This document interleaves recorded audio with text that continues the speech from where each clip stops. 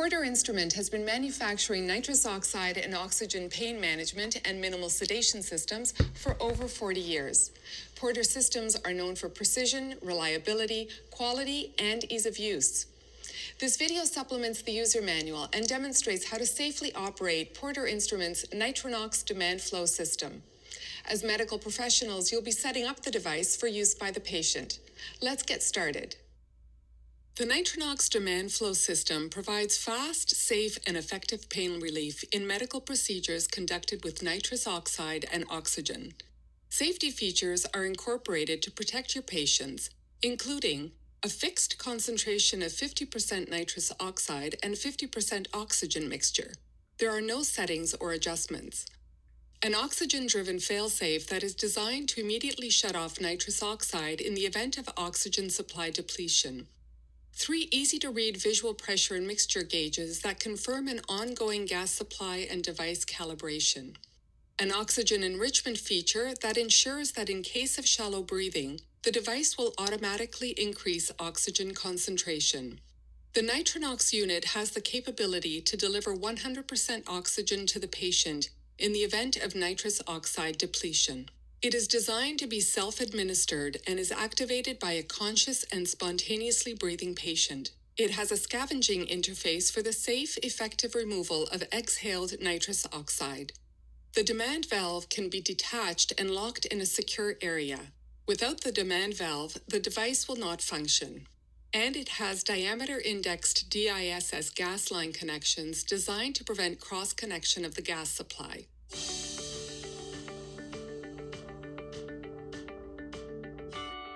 The Nitronox device is mounted on the post of the 2-cylinder mobile cart. The device mixes or blends oxygen and nitrous oxide at a fixed 50-50 ratio. On the front panel of the device, there are 3 gauges. There are 2 side-by-side line pressure gauges that will indicate proper gas supply to the device. The oxygen gauge is on the right and the nitrous oxide gauge is on the left. Ideally, they should both be in the green zone, which is between 50 to 55 psi. But readings anywhere between 45 to 60 psi are acceptable. If the pressure between the two differs more than 15 psi, the device should not be used. Take the equipment out of service and notify your authorized distributor. A simple line pressure regulator adjustment may be required. At the top is the mixture pressure gauge, indicating the 50-50 mixture pressure. This should be in the green zone between 30 to 35 psi.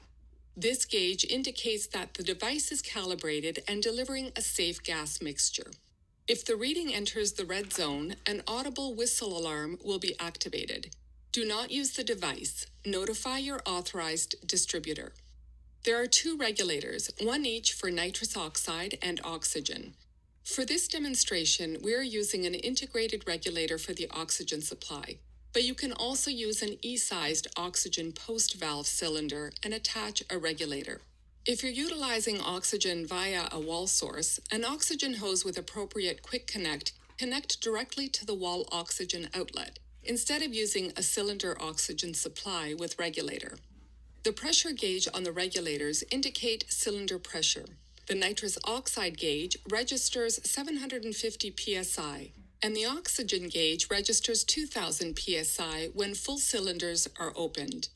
The demand valve is mounted on the right side of the Nitronox unit and allows for the connection of a single-use breathing circuit with full face mask. The demand valve only activates during inhalation, allowing the nitrous oxide oxygen mixture to be received by the patient through self-administration. When inhalation is complete, the valve automatically closes to stop the flow of the nitrous oxide oxygen mixture. The scavenger interface is a white cylindrical interface and is mounted vertically on the center column of the mobile cart. The black inlet near the top is the connection for the pink scavenger tubing from the breathing circuit. The barbed outlet connector at the bottom connects the vacuum hose to the vacuum source for scavenging. The scavenger interface has an opening at the top that draws in ambient room air. Make sure this opening is not occluded. There's a black ball valve on-off lever at the bottom. When using the system, make sure this lever is in the on position, which is vertical or 6 o'clock. If it's turned to the off position, which is horizontal or 9 o'clock, the scavenging system will not function.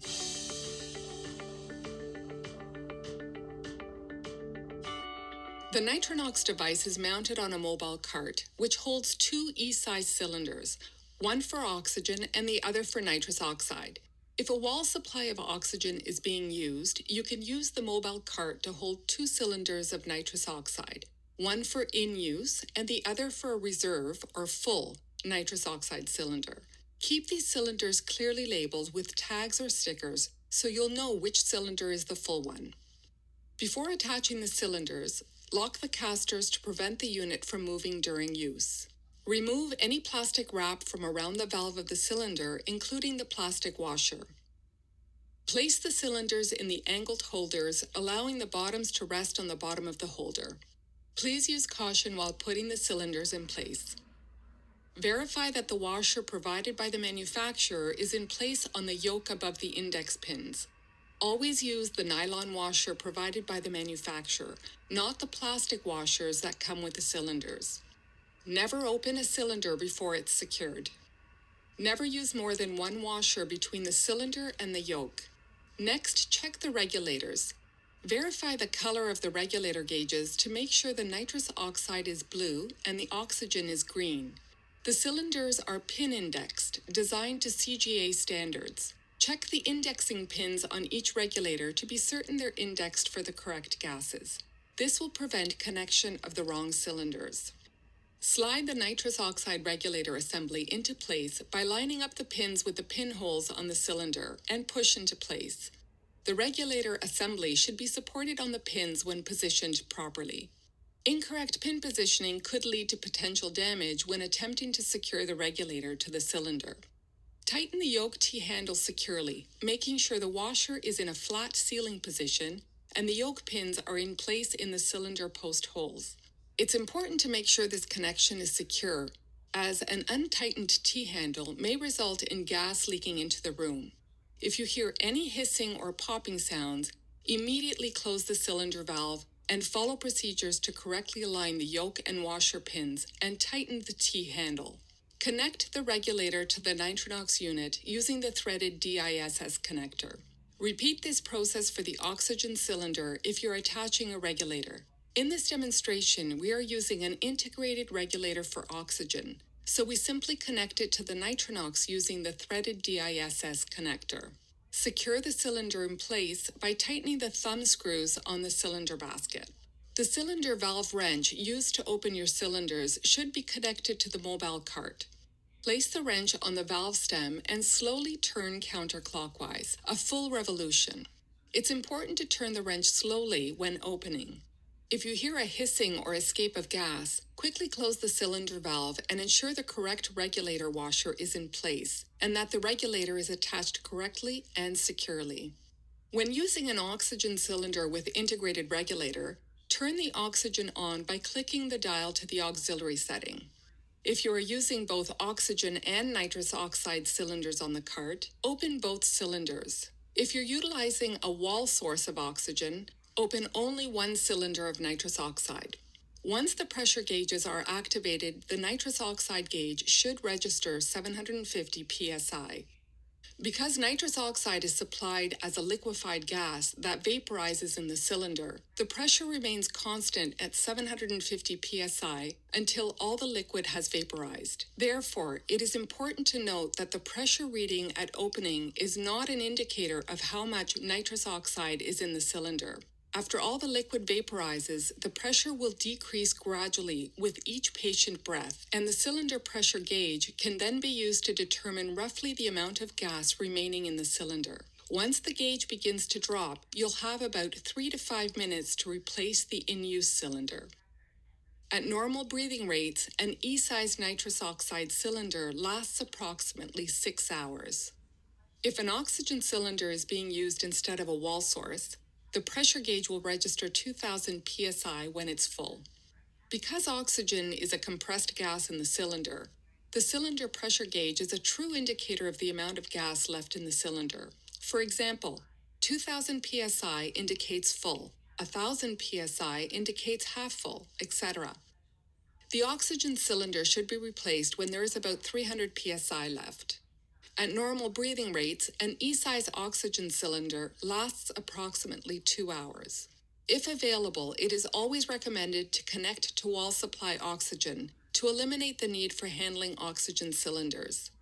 At the end of the procedure, replace the empty nitrous oxide cylinder with one that's full and update the cylinder tags if using.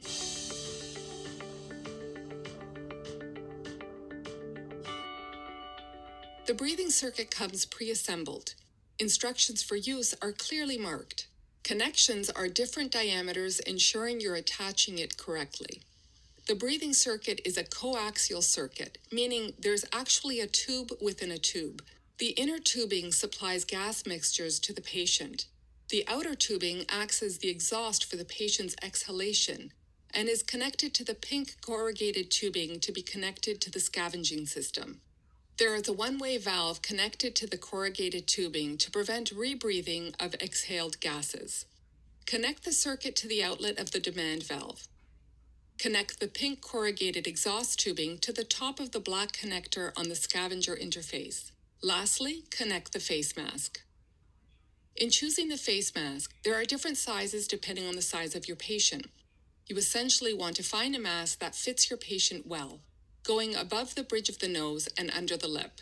It is important to fit the mask correctly to avoid leakage of the gas into the room, to minimize occupational exposure to nitrous oxide that could leak around the mask during the procedure.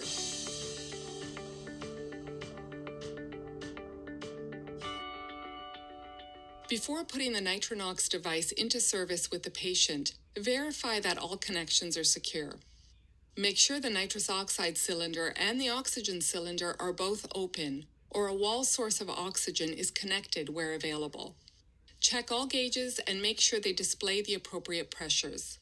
As a reminder, the mixture pressure gauge should read between 30 and 35 psi, and both the nitrous oxide and oxygen line pressure gauges should ideally read between 50 and 55 psi, with readings anywhere between 45 to 60 psi acceptable. Make sure the scavenger is connected to the wall vacuum outlet and that the on-off valve is in the 6 o'clock on position. Check breathing circuit connections, including the face mask. Now you're ready to use the Nitronox unit with the patient.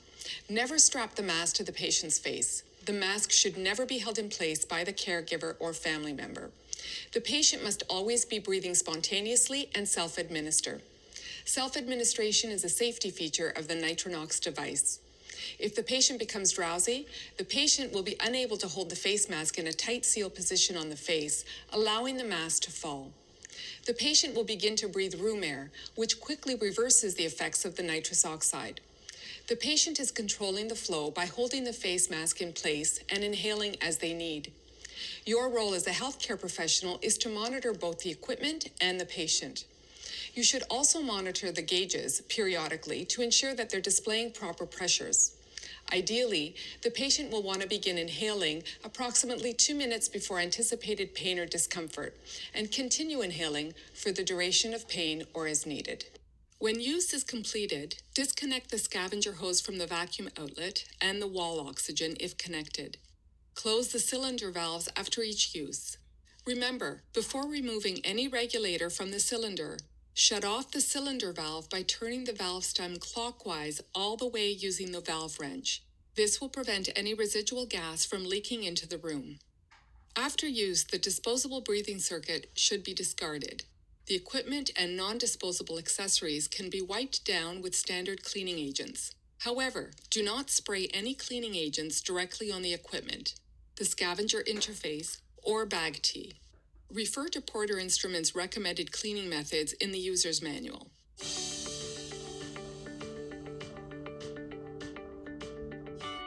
Carefully store all components after use to prevent damage that could impact the next procedure.